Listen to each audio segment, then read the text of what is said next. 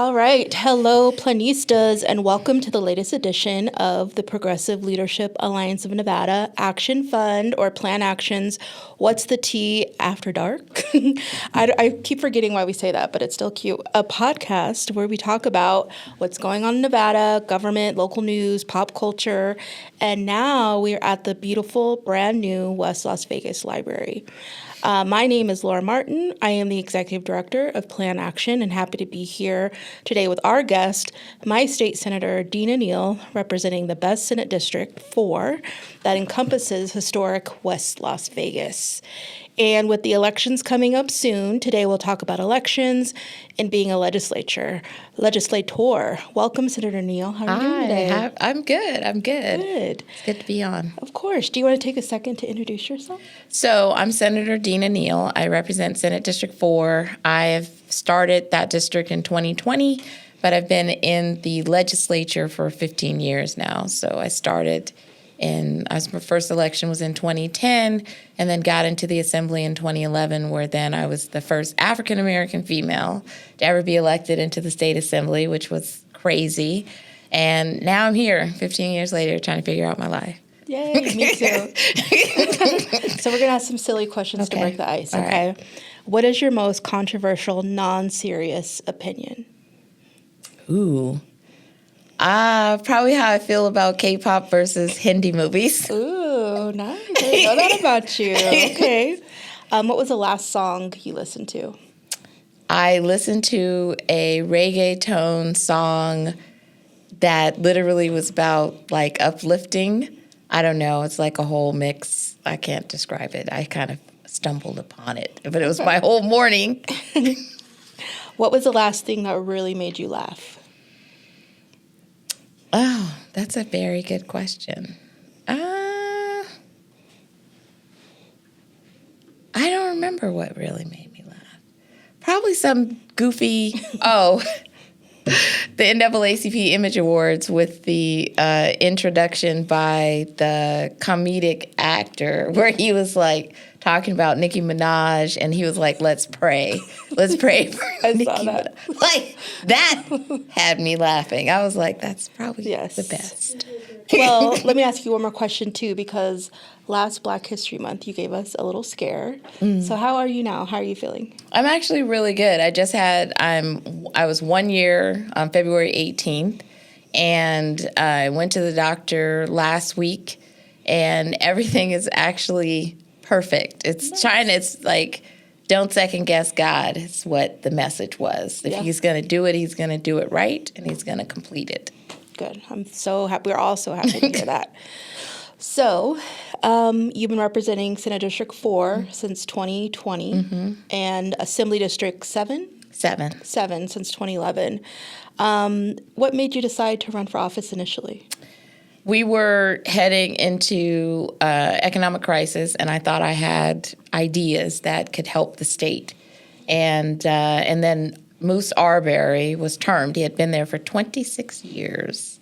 And that was the first time of term limits. And so I was able to run for that seat at a three-way primary and was able to I started off with the economic agenda. When I first got in, I was like, well, if we change economics, we can change families.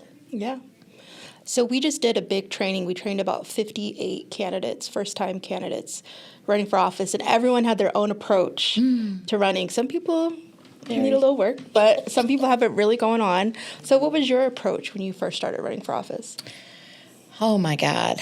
It was such a grassroots, right? Because I had 3 people running against me in the primary, and my dad was like, yeah, you're on your own.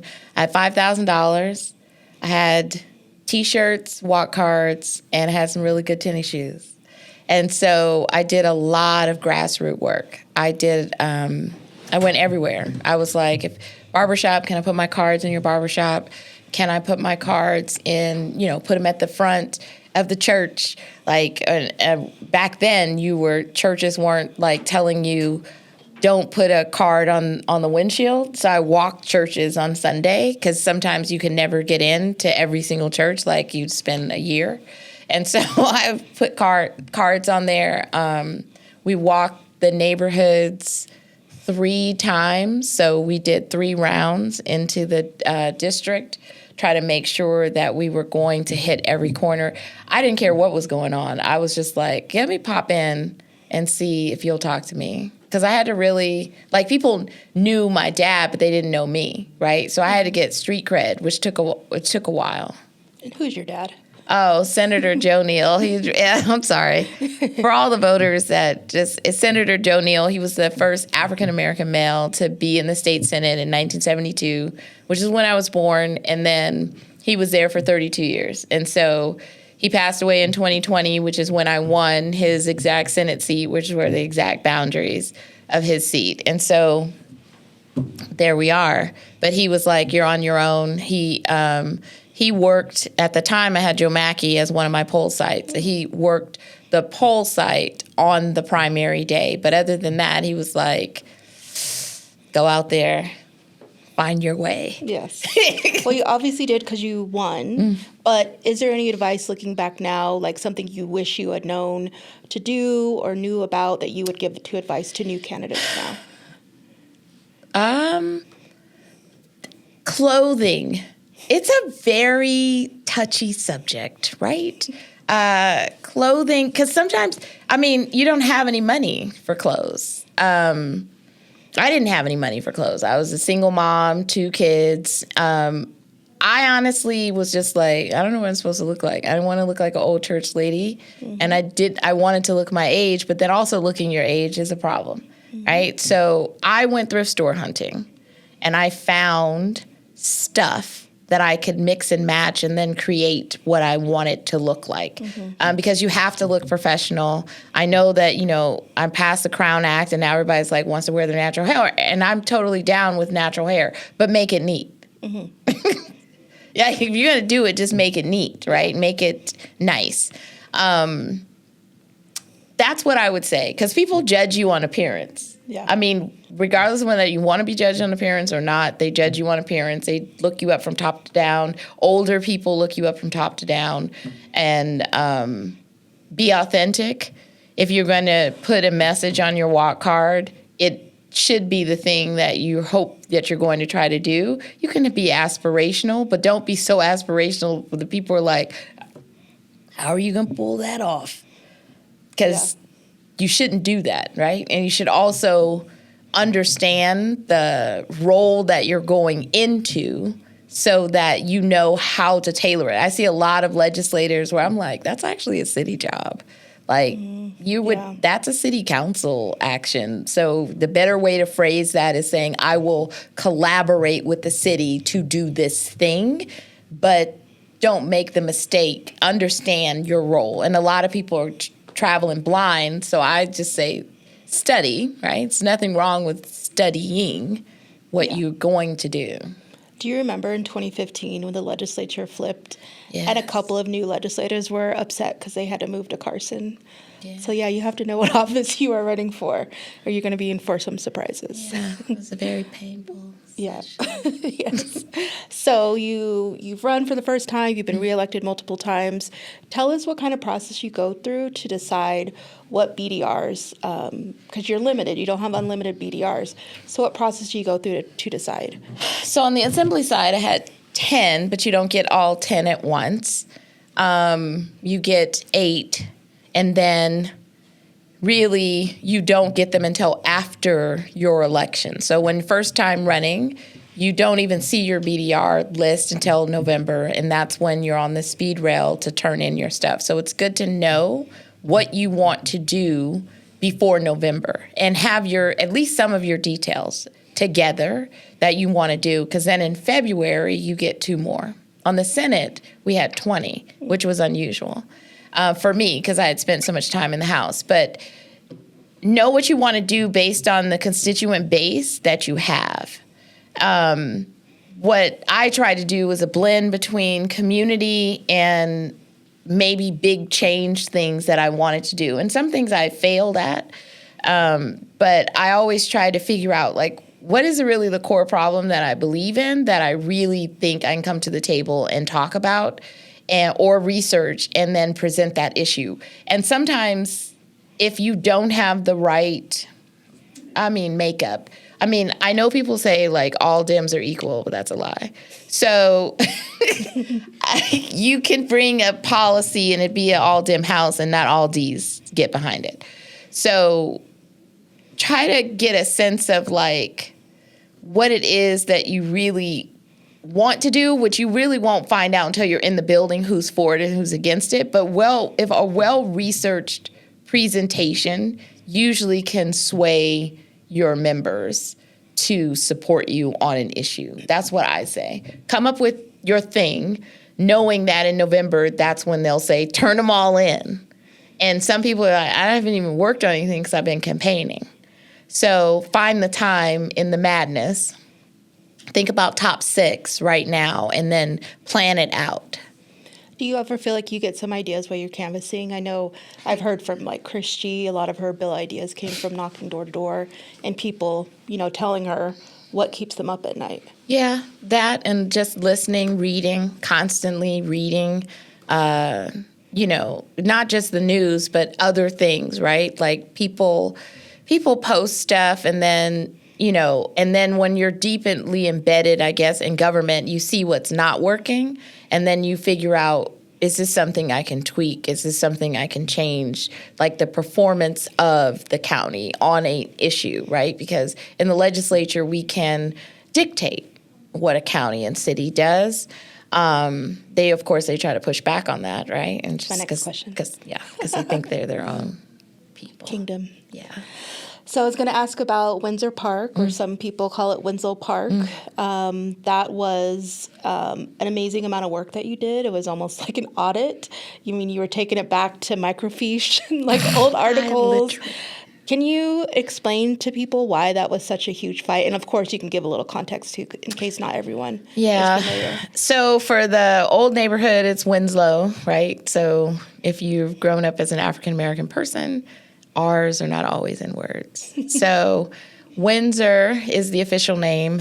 So it was a sinking neighborhood. It was caused by subsidence. So they removed groundwater over 20 plus years, and the houses started to sink in like the late 80s.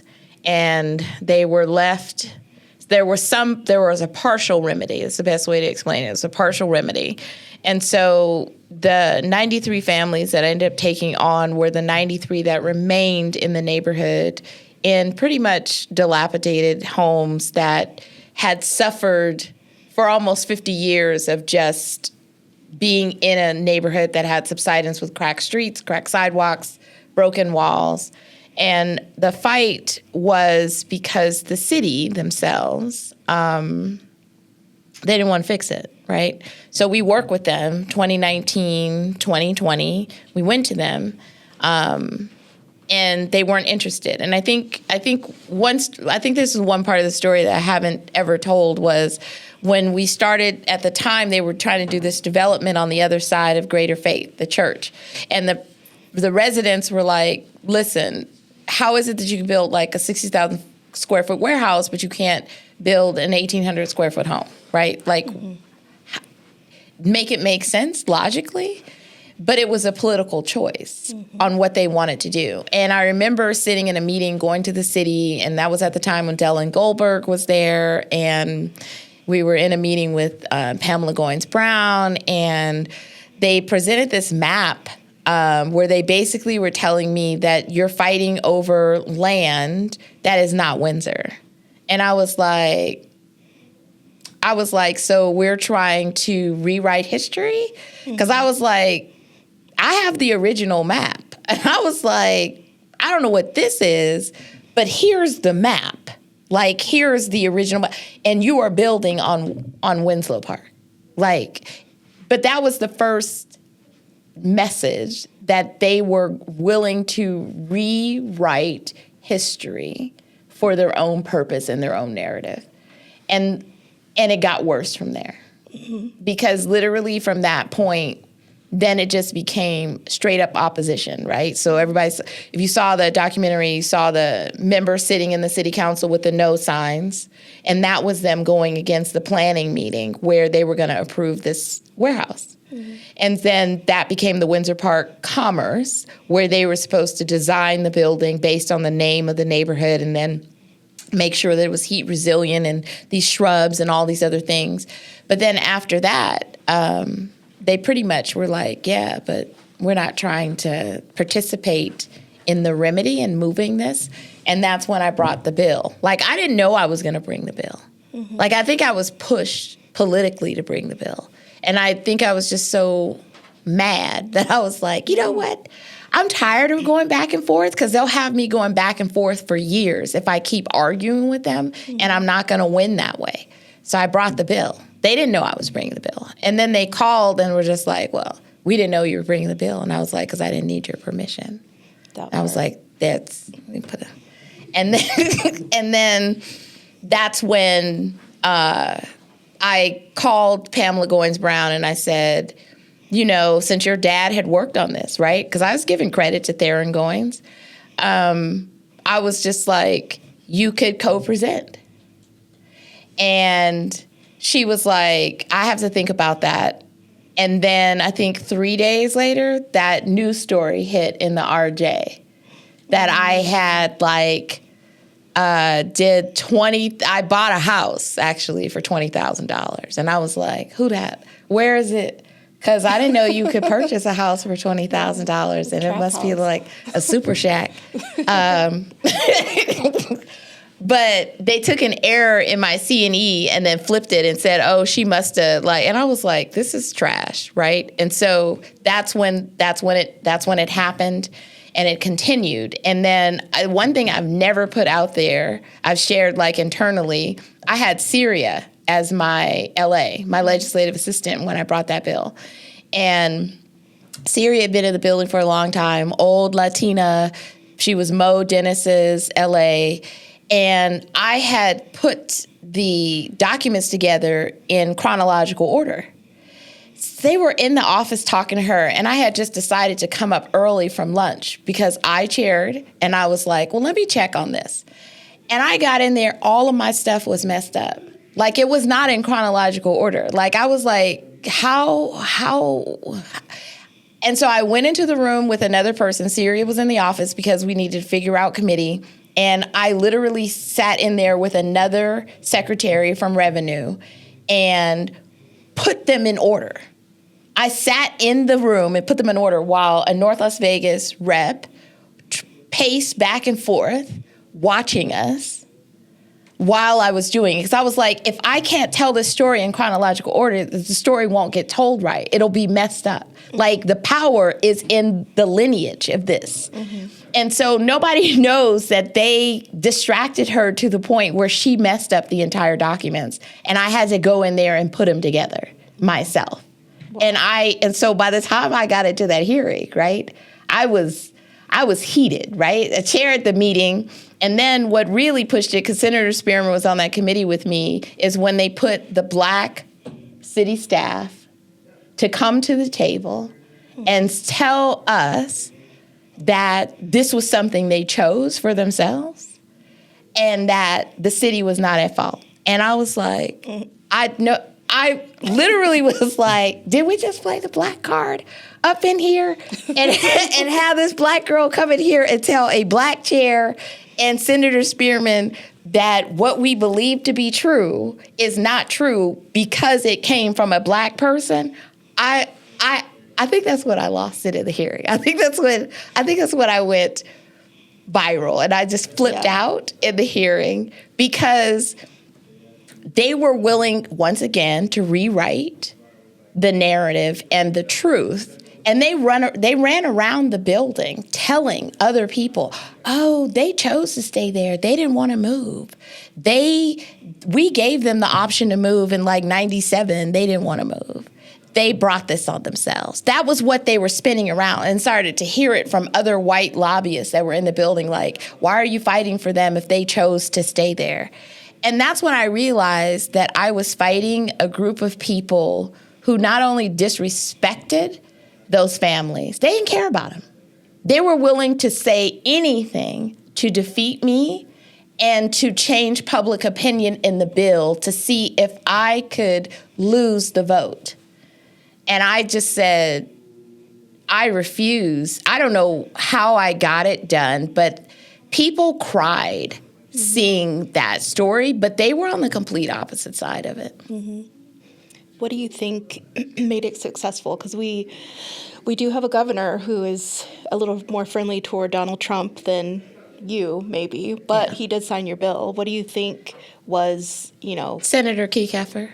Oh, right. It was Okay. Senator Kekeffer. So Dwayne, he was trying to help me in the background, but I called Ben Kekeffer, who I had served with, a Republican, Northern Republican, and I got wind he's going to veto it. And I called Ben and I said, I prayed, right? I was doing some super prayer. And I said, Ben, if you let this die, they'll never do anything for these families. I said, they will die in these houses. And he said, Dina, I know you've done the most work. I've seen it. He was like, you put so much into this. And I said, if nothing else, I said, do it for them. Do it for them. And he said, I'll see what I can do. And he hung up with me, and an hour later, he called me, and he said, I got him to sign it. But it was Ben Kekeffer. It was having a friend who was chief of staff with Lombardo who advocated for me that got it over in 23. He would have killed it. Well, thank you, Ben Kekeffer. Yeah. Also known as Special K. Yeah. Appreciate you. So I think I saw you post on Facebook some concrete being poured. So what's the current status of what's We going on? literally have frame up, like the inside walls are up, and there are 10 houses that have outside wall, the garage is poured, and the inner frame of the bedrooms are up in 10 houses. Like, you have to go by and see. I just left there when I came here, and I was like, this garage is so big. This is so nice. Because they never had garages. They didn't have a carport. They didn't have anything. And so when you see it, it's so amazing to see what we were able to do. And I was just like, we were talking about, like, the developer, Frank Hawkins, which shout out to him, because they actually tried to get him off the project. They tried to run Story in 24, bringing up some stuff from the 90s, because they knew that if Frank got the deal, right, that somehow it would be done. But they wanted somebody who was going to buffer me and cause a problem for me every single step of the way. But only 2 people applied. I was just like, one had no housing experience whatsoever, and then the other had 30 years. So it was like, and they were like, yeah, no, we should put this back out to bid. And I was like, you mean after the 2 who, 8 months applied for it? So he's done an amazing job, so I shout out to him. But it has been amazing what he's been able to do. He's even hired from the community. He's like, so we need security on the site. Like, people just walk up and just like, can I get work? And because he is like him, he's just like, yeah, you can be a security person. Because we have equipment there at night. But 10 houses are up. That's the best way to say it. Like, they're not completely up, but in terms of, like, the packages, like, so today we were talking about, like, what are the packages? Like, the tile, the flooring, the cabinet designs, and the things that he thinks will just be beautiful. Like, when it's going to be built, I don't know. I think it's just going to be some tears. We need to have a block party. Yeah, I was thinking that. I was just like, I honestly wanted to wait, because in my mind, I was just like, I don't want it to be used in the primary race. Yeah. Like, I'm very adamant about this not being used in the primary race. And so that's why I haven't done anything, because I was just like, I don't want to have an issue at a primary. Yeah, exactly. So before I move to the next question, is there any North Las Vegas residents or anybody who just cares about Windsor Park, are there any legislative hearings or city council hearings we need to keep our eyes on, make sure no more shenanigans try to get pulled? We don't have anything coming up. We're going to be having some, our regular church meetings coming up. We have to have the residents sign some addendums, because as as the houses become where they're eligible then to move in, right, we have to demolish because we're trying to prevent, anyone staying in there. So there's some additional paperwork because after I passed the bill, I had to put the demolition language in there because we need to make sure that it's understood by the IRS that this was a government action, right? So they're not being hit. And so that addendum has to be signed and then any other addendums related to the house. Okay, that's good. So my next question, you partnered with probably one of my least favorites, Ira Hansen. Oh, yeah. On a cap on corporate home ownership. And this was your second time at this? Did you do it in the regular? I did it in I did it in 23, then regular 25, and then the special, so 3. And what are we trying to accomplish for people not familiar with corporations buying homes? So the corporate investor was trying to cap how many homes they could purchase in a year. So in an aggregate, so I started off with 100 aggregate. Actually, I think I started off with 1,000. And then I went down to 100 aggregate because, literally after I left the 23 session, that one corporation bought 200 plus homes in a single day. And I was like, I think we need to put it at 100 aggregate statewide. So basically it makes the corporations register, so we know who's playing in Nevada. And then their purchases are then tied to the largest county recorder, which is Clark County and Washoe, where we're figuring out, all right, did you meet that cap? Because you literally, one person could buy it up in one day, and then no one else could purchase for the rest of the year. And so a lot of people had a hard time trying to understand aggregate and what that meant. But I was like, it means that if a person comes in here and says they're going to buy 99, then there's only one house left for that corporate investor to get. But I really thought about it because they were coming in, they were outpricing us. Residents were competing against a cash bidder that was a corporation, and they couldn't win. That was happening in 2022. My neighbor at the time, it was a Latino family. It had just moved in. There was a Filipino family that had lived in there before, and they had sold it. And literally, a corporate investor purchased the house. And they ended up moving down the street and then renting from a corporate investor because the price that they gave them for the property was too low to go out and buy another property. So even though they talked him out of the house at $380, there was nothing on the market for $380. No, not anymore. And so I was just like, wait, that happened? Because when I drove down, I was just like, how didn't you just sell this house? Why are you renting? Why are you renting right here? Because I call it resident row, because literally it was corporate row, because it was a whole 15 houses that were built by a corporate investor. And I was like, and that's what gave me the idea to do something about it. Because I was like, this is a crazy spin on reality. And I didn't know if it would work. I just said, this is what is going to be my part of the problem. While we were doing evictions, while we were trying to, I think, experiment at the time with 23 was try to do rental caps. Neighborhood stability. Yeah, I literally was like, well, I'm going to do this part. This will help. And all of our stuff died. That's the best way to explain it. Everything died. Eviction died. Rent cap died. Corporate investor bill died. Yeah, and it's really like the wild, wild west out here for people who want to own their homes. I've even, the Culinary Union is one of our member organizations, and they have a down payment assistance for their members, and they've actually had to raise it because the down payment assistance that was the original amount wasn't enough for down payments on homes now, and they're still getting outbid by other corporations or people who have cash. And so, we've been taught, at least our generation's been taught, buy a home. That's your investment in long-term wealth. And we're just becoming a society of renters, and it's against our will. Yeah, and some of the corporate investors have actually made the argument, people want to be renters. Even Lombardo made that argument. People want to be able to rent. And I was like, not everybody, right? Yeah, it should be a choice. It should be a choice. But there weren't any choices. No, not at all. So this question is about 2023. So you took on the corruption. I'm calling it corruption. You don't have to if you don't like that word. Inside North Las Vegas City Hall. And in 2024, they came for you. So my question is, what made you decide to take on such a big fight? And do you think it was worth it? Of course.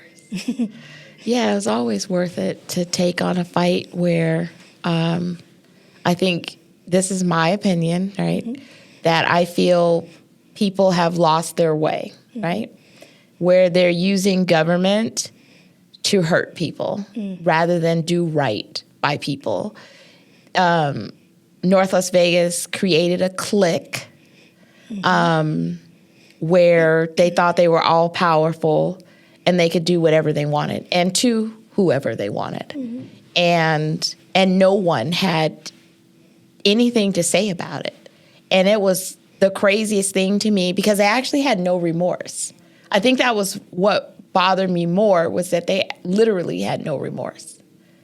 And I just thought it was important. I didn't realize, nobody says, hey, I'm going to fight City Hall. Like, it wasn't until a lobbyist said, Dina, you realize that it was like Dina versus City Hall. And I was like, is it though? But it was just, I got so ingrained in the right thing that I couldn't shake myself loose from it, right? It was almost like I was on this mission to uncover what was wrong. And every step of the way, like when Spearman would bring policy, like they were coming to the record and straight up lying, right?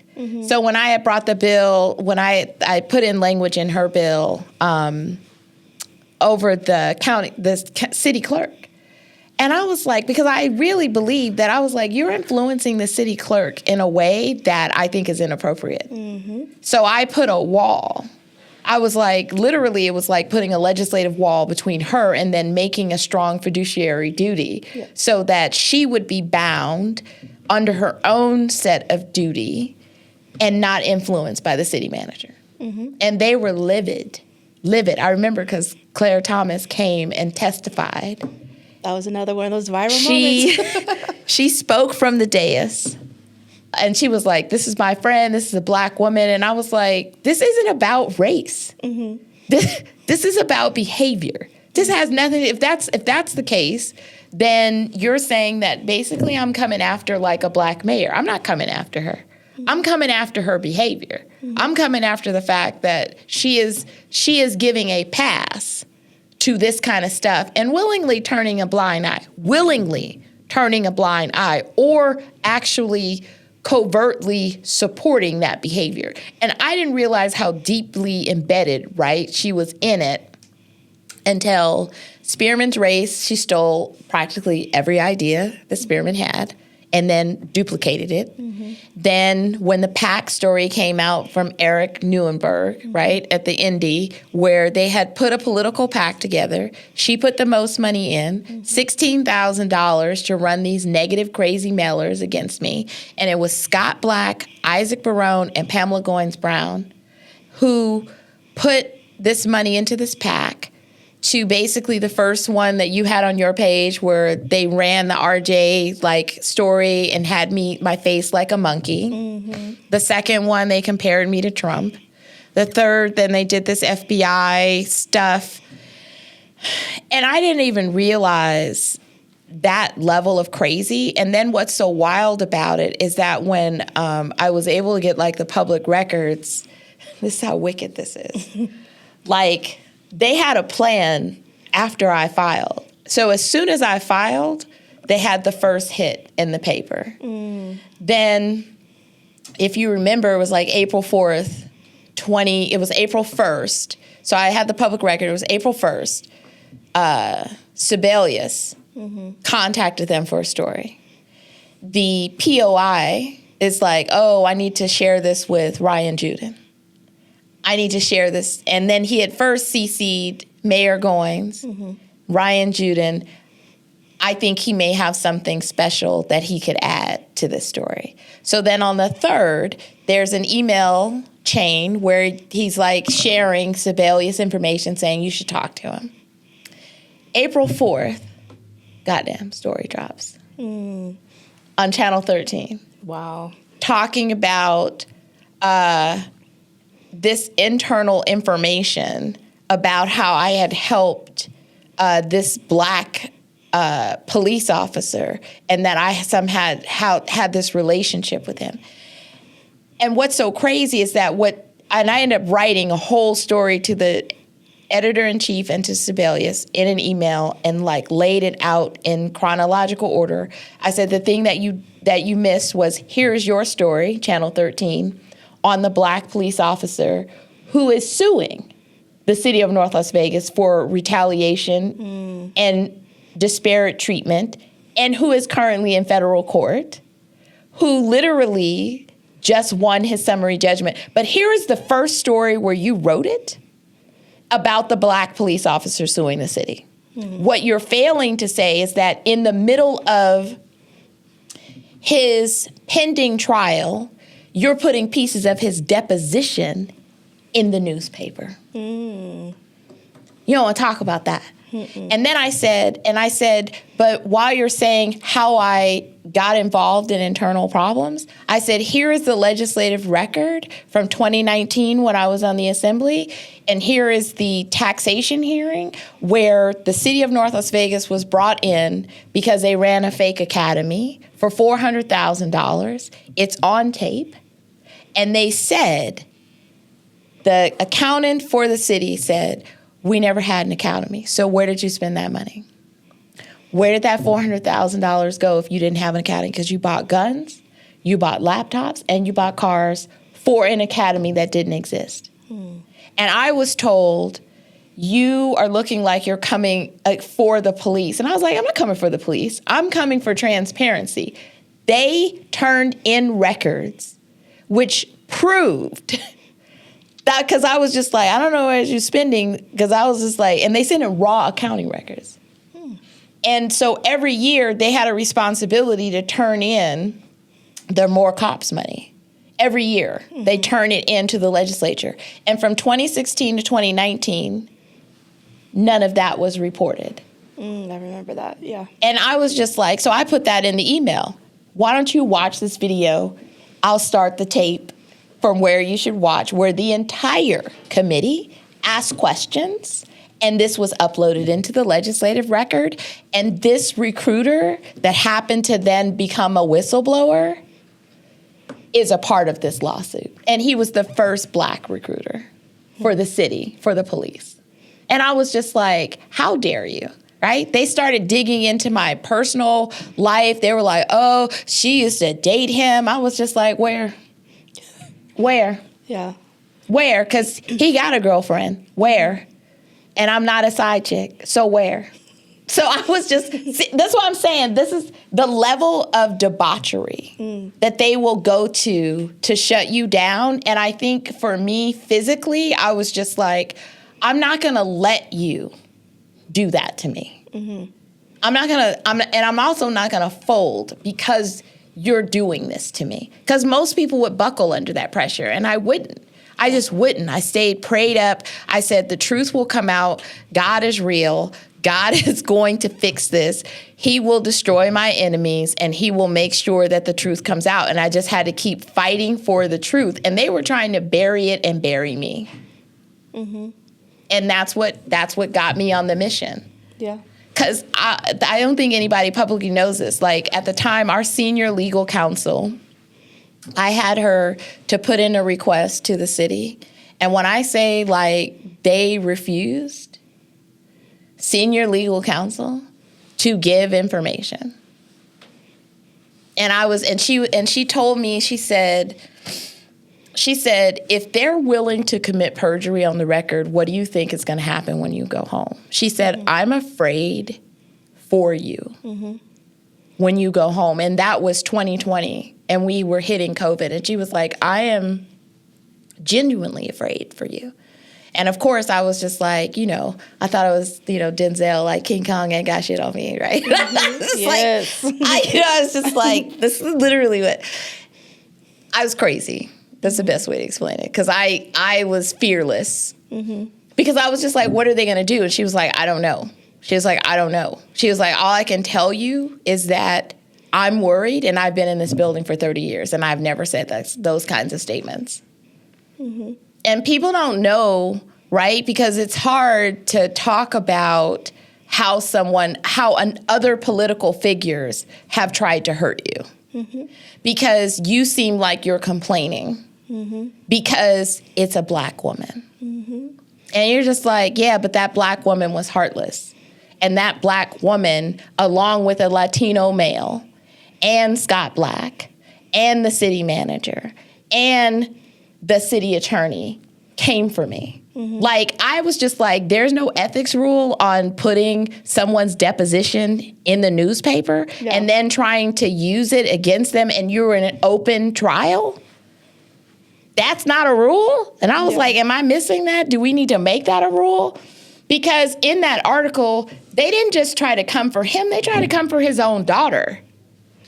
Wow. And they used, like, me helping her because she was homeless and pregnant. She had a child and a baby on the way. And she had lost her apartment. And he came to me so I could wrap services around her. Nothing different than what I would do for anybody else. And I was just like, are you kidding me? So we're going to use her story, which does not belong to you, which you do not have a right to tell. Exactly. And then try to paint it in some ugly thing when I was supposed to leave her homeless? Maybe because that's what they would have done. That's probably what they would have done. But, I digress. But the point is, there's a lot of things that they did to me, and I'm grateful that I'm still here. But if anybody has ever had to fight that kind of government, you can't give in. Because what they constantly were doing something. Yeah, it's incredible what has happened, and I think that it's what I dislike most about Nevada politics is there are just people who think they are above the law. Like they want to be a public official, but they can just do whatever, and people have to deal with it. And I feel like that's the way it's been with North Las Vegas for a little too long. I love living in North Las Vegas. Like, don't get me wrong. It's beautiful. There's so many different things to do. I love my neighborhood. Everything I need is like within a mile of my house. But it's so disappointing because I also think North Las Vegas has a lot of potential. And just to see new warehouses, another Olive Garden, another Starbucks, there's so much potential that could happen there. I just feel like maybe our current leadership is a little too eager to acquiesce to just corporations who think they own the city. I think they had a vision, right? They had a vision for a long time, right? So the warehousing, when you look back at the history, even when Lee was there, they wanted Cheyenne to be like a industrial corridor. Like it was part of the early, I think it was a 2009 plan. They had a vision that whole street be an industrial corridor, and they turned it into that. They also had a vision to turn North Las Vegas into a Henderson-esque or Henderson-like, right? And they used to have these fights about, but your residents can't afford a Henderson price tag. We can be a nice community that represents the incomes that are there if you don't look down upon who lives here. Exactly. Yeah. It's a real thing. Like if you think that your residents you want to push them out rather than lift them up, of course, that will be your strategy. Yeah. Because even on Restaurant Row, like it's awesome to have all these restaurants, but all I kept thinking was, these are entry-level jobs for people to work, and that's, everybody has to start somewhere. But I'm also like, well, where's the retirement plan for your residents, right?